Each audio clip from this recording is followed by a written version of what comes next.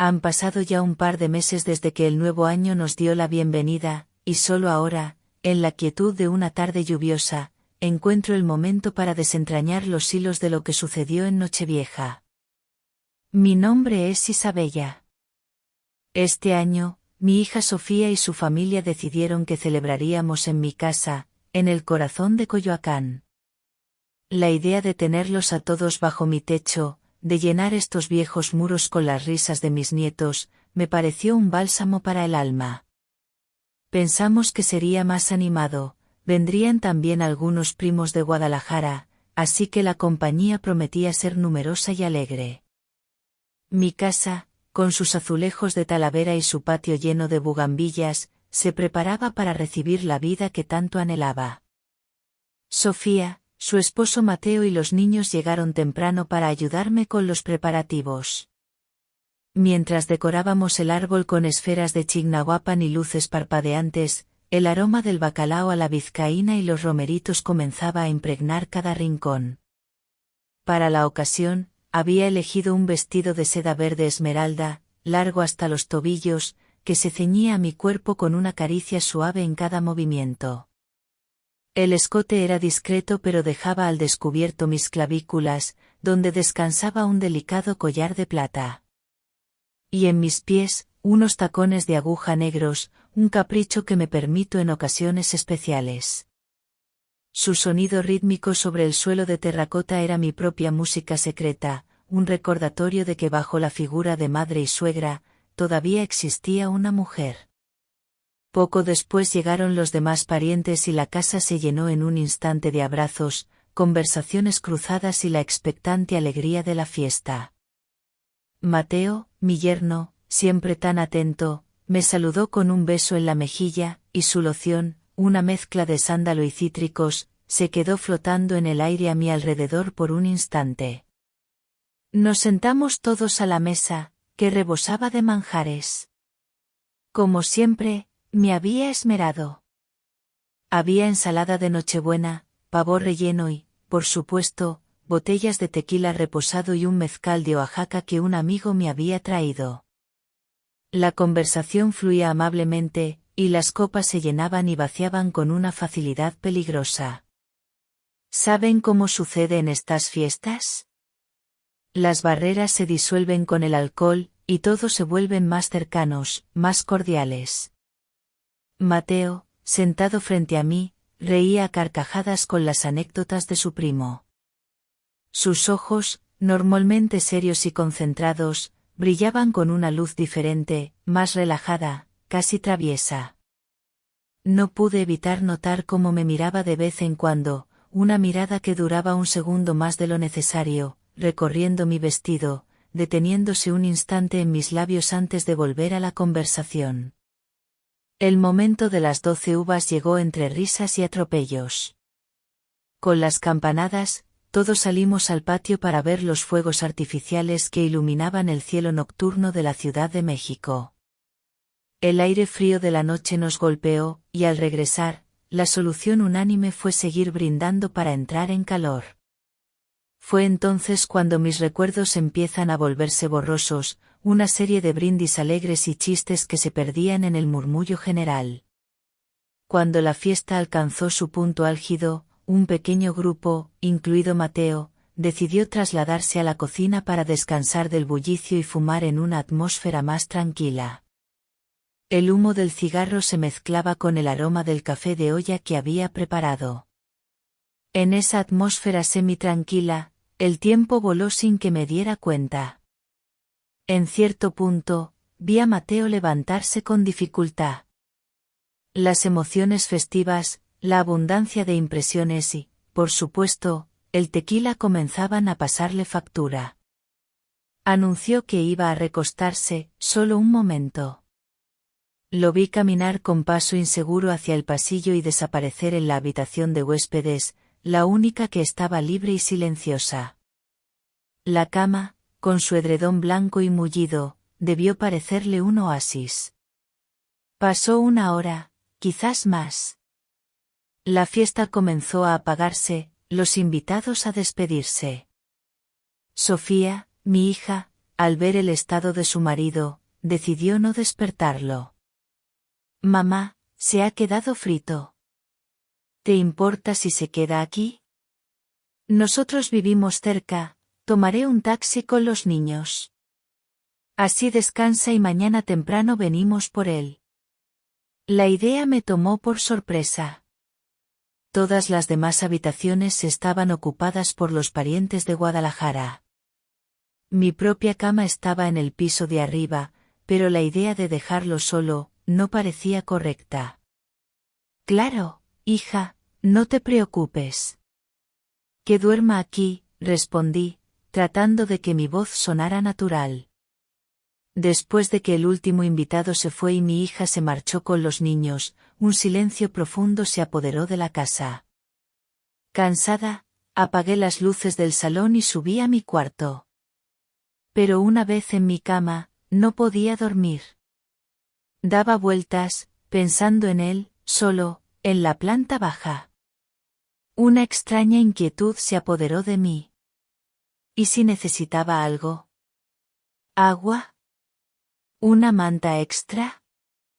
Era una excusa tonta, lo sabía, pero fue suficiente.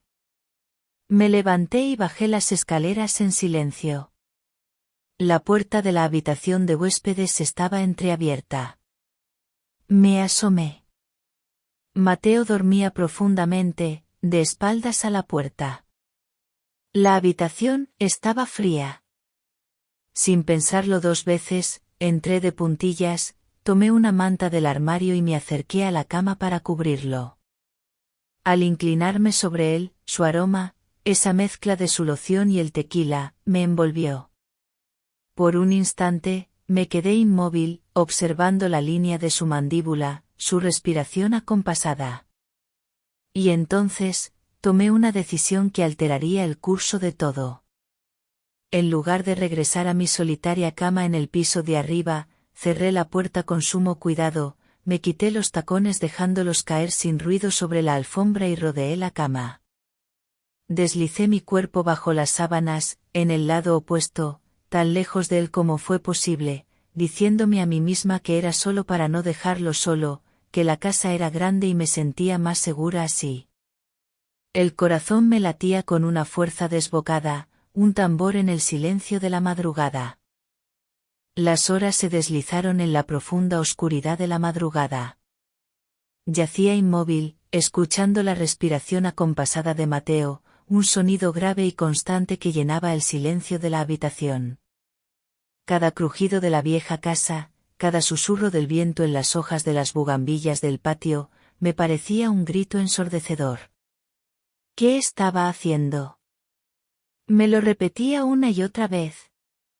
Soy Isabella, la madre de su esposa, una mujer respetable. Pero otra voz, una voz que no había escuchado en años, susurraba desde un rincón olvidado de mi ser, una voz seducida por el peligro, por lo prohibido. El aire estaba cargado con su aroma, una mezcla de tequila, tabaco y ese perfume a sándalo que ahora parecía adherido a mi propia piel. Estaba tan cerca que podía sentir el calor que emanaba de su cuerpo, un calor que me llamaba a pesar de la distancia prudente que intentaba mantener entre nosotros. Me encontré pensando en mi vida, en los años de viudez, en la soledad educada y discreta que se había convertido en mi compañera. Los días transcurrían entre mis libros, mi jardín y las visitas de mi hija. Una vida tranquila, predecible. Quizás demasiado predecible. Esta noche, con este hombre, el esposo de mi hija, durmiendo a mi lado, sentí una fisura en esa existencia ordenada, una grieta por la que se colaba una emoción caótica y vibrante. Era miedo, sí, pero también una extraña y embriagadora sensación de estar viva. En la penumbra, mis ojos se acostumbraron a las formas de la habitación. Pude distinguir la silueta de su ropa, arrojada sobre una silla, y mis tacones negros, abandonados junto a la cama como dos centinelas silenciosos de mi impulsiva decisión. Fue entonces cuando ocurrió. En medio de un sueño profundo, Mateo se movió. Se giró lentamente hacia mí, como si buscara algo o a alguien en la oscuridad. Contuve la respiración. Su brazo, pesado y cálido, cayó sobre mi cintura, rodeándome con una familiaridad inconsciente. Mi cuerpo se tensó al instante. El contacto de su piel a través de la fina seda de mi vestido fue como una descarga eléctrica, un chispazo que encendió cada nervio. Se acurrucó ligeramente, su rostro ahora cerca de mi hombro, y murmuró algo ininteligible, un susurro ahogado por el sueño. Me quedé petrificada, un debate furioso desatado en mi interior. Despiértalo.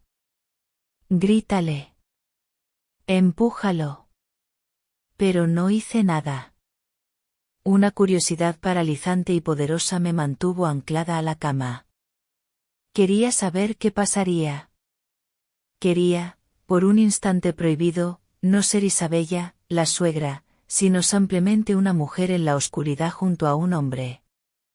Sus dedos se movieron perezosamente, casi sin querer, sobre la tela de mi vestido, trazando un camino errático desde mi cadera hasta mi cintura. Era un toque somnoliento, exploratorio, el de alguien que busca el consuelo de un cuerpo conocido en mitad de la noche. Y en esa neblina de sueño y alcohol, estaba claro que él no sabía que era yo. Estaba buscando a Sofía. Sophie, suspiró, su aliento cálido rozando mi cuello. Esa palabra, el nombre de mi hija en sus labios, debería haberme devuelto a la realidad, debería haber sido una bofetada de agua fría. Pero en lugar de eso, cerré los ojos con fuerza, aceptando el papel que el destino, o el tequila, me había asignado.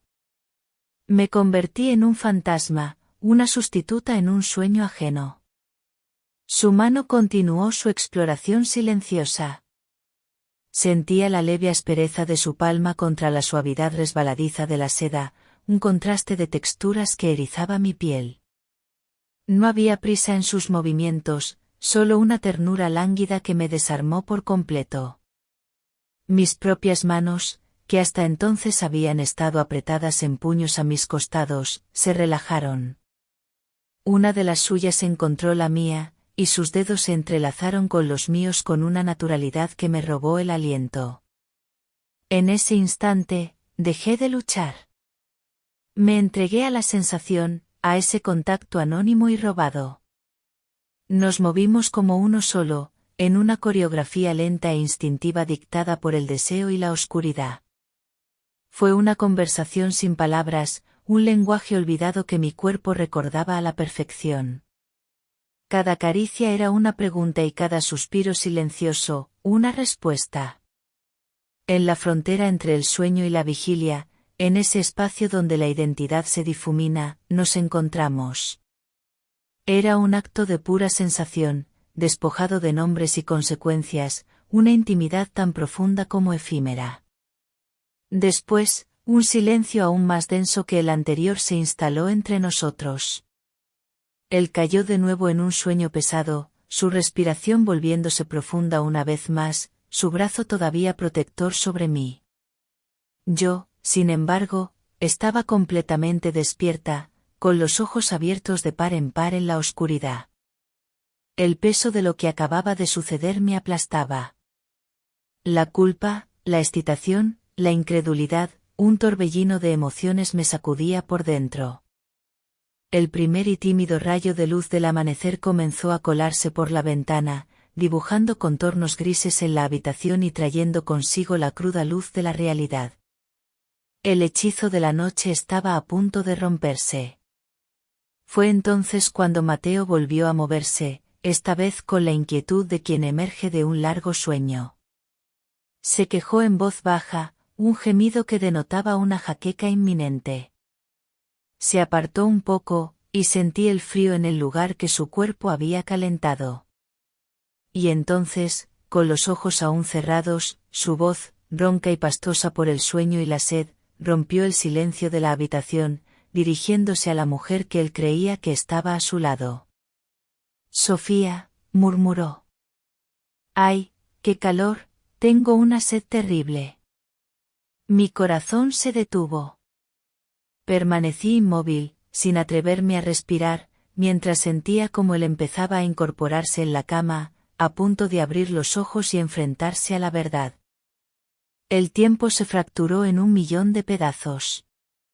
El sonido de su voz, pronunciando el nombre de mi hija, fue el martillo que rompió el cristal de nuestra burbuja nocturna. Lo vi incorporarse, frotándose los ojos con el dorso de la mano. Lo vi parpadear 1, 2 veces, tratando de enfocar en la penumbra del amanecer. Y entonces, sus ojos se posaron en mí. La confusión inicial en su rostro fue reemplazada por una incredulidad tan absoluta que pareció vaciarlo de todo color. Se quedó mirándome, con la boca ligeramente abierta, como si su cerebro se negara a procesar la imagen que tenía delante. Vi el momento exacto en que el reconocimiento dio paso al horror. Sus ojos se abrieron de par en par, y apartó su mano de la sábana que nos cubría como si de repente ésta quemara. El silencio en la habitación era espeso, sofocante, cargado de preguntas sin respuesta y de una vergüenza palpable. Isabella, susurró, y mi nombre en sus labios sonó como una acusación, como una blasfemia. Se levantó de la cama de un salto, tropezando con sus propios pies y agarrándose al poste de la cama para no caer. Se pasó las manos por el pelo, una y otra vez, sin apartar la mirada de mí. ¿Qué? ¿Dónde está Sofía? Anoche, ¿qué pasó? Era el momento de la verdad, el instante en que la historia se escribiría. Una parte de mí quería confesar, derrumbarse y compartir el peso de la culpa. Pero la Isabella que había sobrevivido a todo, la matriarca, tomó el control. Me incorporé con una calma que no sentía, envolviéndome en la sábana como si fuera una armadura. Mi voz, cuando hablé, sonó serena, casi maternal, una disonancia brutal con el caos que reinaba en mi interior. Tranquilo, Mateo. No pasó nada, mentí, y la facilidad con la que salieron las palabras me asustó. Sofía se fue a casa con los niños. Estabas muy borracho, y ella no quiso despertarte. Como todos los cuartos estaban ocupados por tus primos, y no quería dejarte solo por si te sentías mal, decidí quedarme aquí. Eso es todo. Observé cómo procesaba mi explicación. Su rostro era un libro abierto de emociones contradictorias. La duda luchaba contra el alivio. Podía ver los engranajes de su mente girando, tratando de encajar mi versión de los hechos con los fragmentos confusos y oníricos que seguramente poblaban su memoria. ¿Recordaba sus manos sobre mi vestido de seda? ¿Su aliento en mi cuello? ¿O lo había archivado todo como un sueño erótico y extraño con su esposa? Mi negativa rotunda, mi semblante tranquilo, le ofrecían una salida, una negación plausible que su mente resacosa y culpable ansiaba aceptar. No se atrevió a preguntar más. No se atrevió a confrontar la posibilidad de que sus sueños hubieran sido reales. Yo, no recuerdo casi nada, admitió en voz baja, sin poder mirarme a los ojos. Se dio la vuelta para buscar su ropa, esparcida por el suelo. Y en ese momento, mientras él me daba la espalda, me permití mirarlo de verdad. Observé la tensión en los músculos de su espalda, la forma en que su cuerpo se movía con una urgencia desesperada por cubrirse, por escapar. Detalles que nunca me había permitido notar, ahora se grababan en mi memoria con una claridad indecente. Era un acto de voyeurismo silencioso, un último sorbo robado de la intimidad de la noche. Se vistió a toda prisa, con movimientos torpes y bruscos. Necesito agua. Y una ducha, balbuceó, ya dirigiéndose hacia la puerta. Voy a ver si ya despertaron los demás. Y sin una segunda mirada, huyó de la habitación, dejándome sola con el eco de sus palabras y el desorden de la cama. En cuanto la puerta se cerró, el aire pareció salir de mis pulmones y mi fachada de calma se desmoronó. Me dejé caer de espaldas sobre las almohadas, con el corazón martilleando contra mis costillas. Un torbellino de triunfo y terror me recorrió. Había funcionado. Me había creído. O, al menos, había decidido creerme. El secreto estaba a salvo, pero ahora era solo mío, un peso que tendría que cargar en solitario. Me levanté de la cama y mis pies descalzos tocaron el frío suelo de baldosas. Su camisa arrugada yacía en el suelo, olvidada en su prisa. La recogí.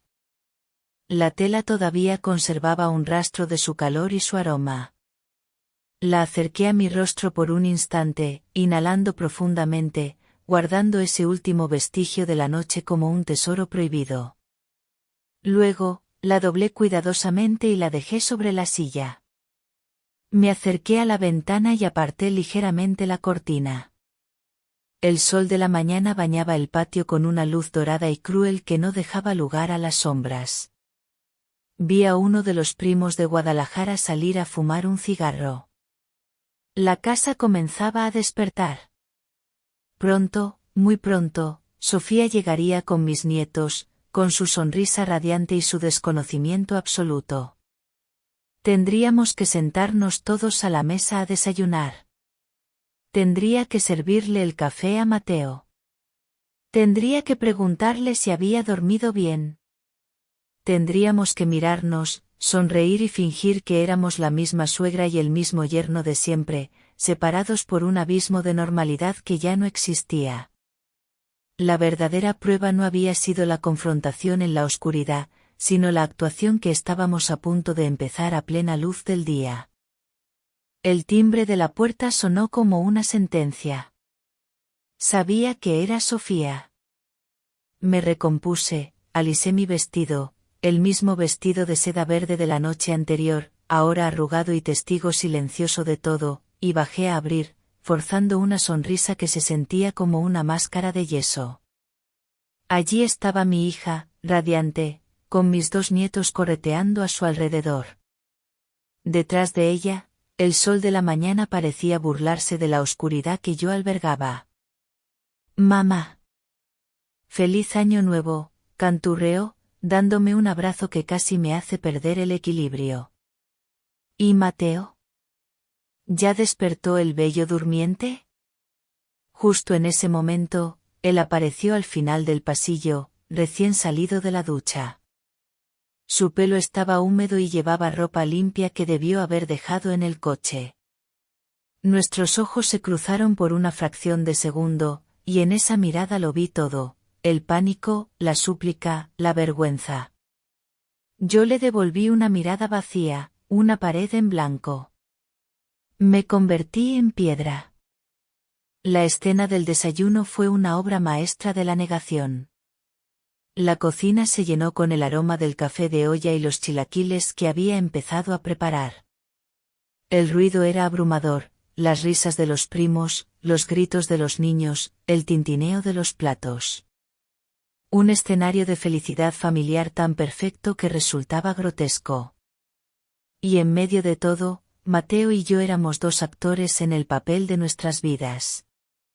Él interpretaba al yerno con una resaca monumental.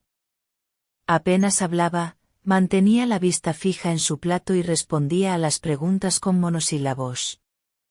Cuando Sofía se inclinó para besarlo, vi cómo se tensaba. «Ay, mi amor, esa cruda te está matando, ¿verdad?», le dijo ella con una ternura inocente que me revolvió el estómago. Él solo asintió, agradecido por la excusa que el mundo le ofrecía.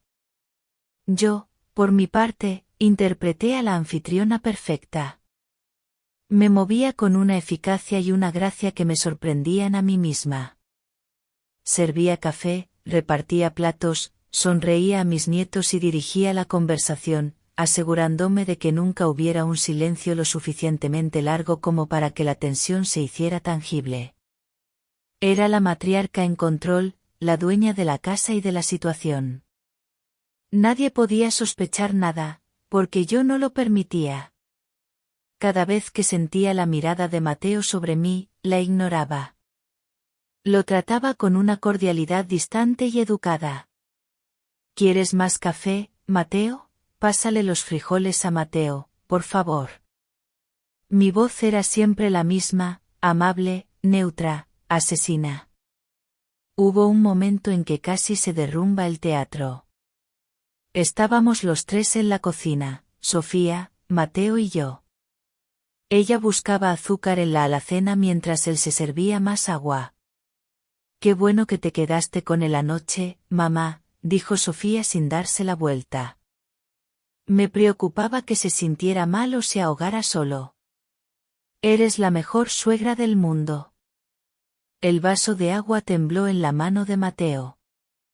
Nuestros ojos se encontraron por encima de la barra de la cocina. Fue una colisión silenciosa. En su mirada había una pregunta desesperada: ¿ves lo que has hecho? Y en la mía, una respuesta fría y dura: yo no he hecho nada. Cállate y sigue actuando.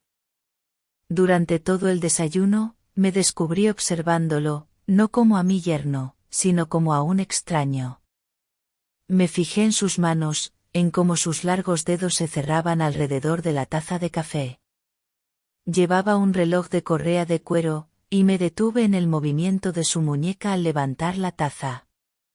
Eran detalles sin importancia que de repente parecían tener un peso enorme, fragmentos de un hombre que había descubierto en la oscuridad y que ahora tenía que aprender a desconocer a la luz del día. Al recoger los platos, mi mano rozó la suya deliberadamente.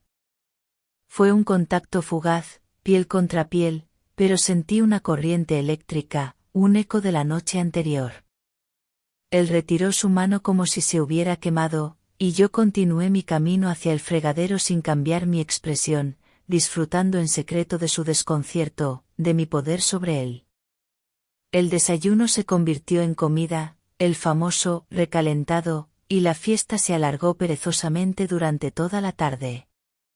El tequila volvió a aparecer, y el volumen de las conversaciones subió de nuevo. Para mí, era un ruido de fondo, una distracción necesaria. Finalmente, llegó el momento de las despedidas. Los primos de Guadalajara tenían que volver. La casa se llenó de abrazos, promesas de volver a verse pronto y el ajetreo de maletas y abrigos. En medio de ese caos organizado, mientras Sofía ayudaba a su tía a encontrar el bolso perdido y los niños corrían por el pasillo, sucedió.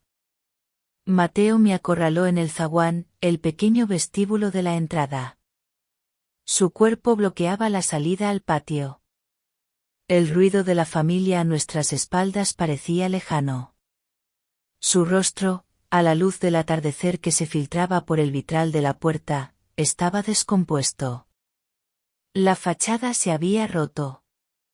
Isabella, su voz era un susurro ronco y urgente, cargado de una desesperación que ya no podía contener.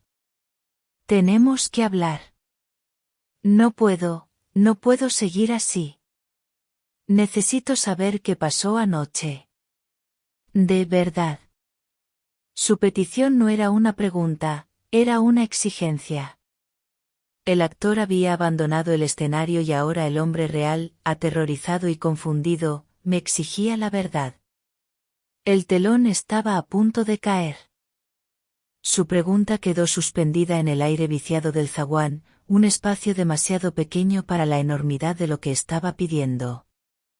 El murmullo de su familia despidiéndose en el patio sonaba como un coro lejano de un mundo al que ya no pertenecíamos.